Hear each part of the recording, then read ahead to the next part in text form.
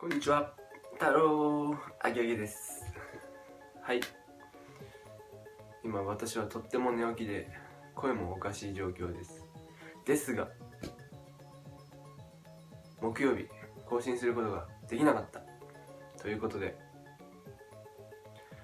くしゃみ50回やってみた。よし、レディーゴーレディーゴー早速やっていきたいと思います。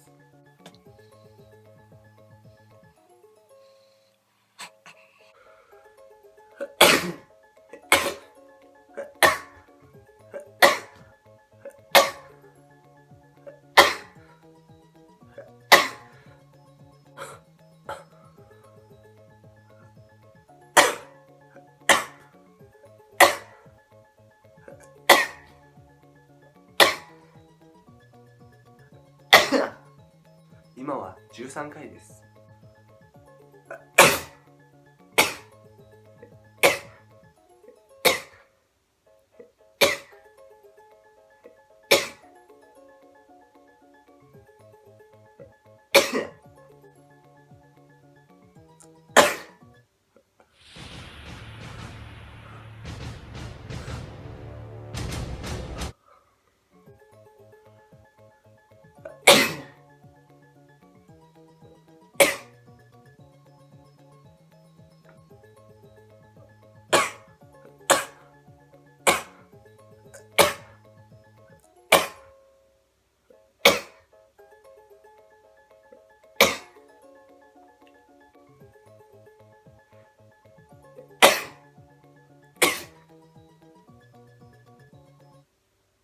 あと16回。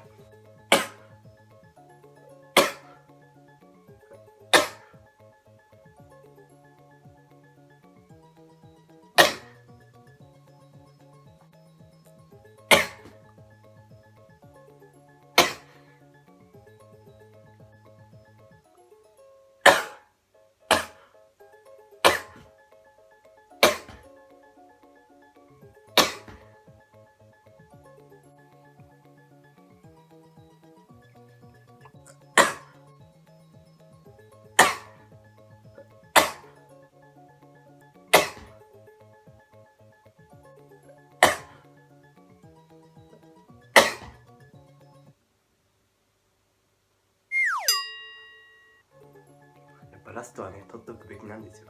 さてラストです。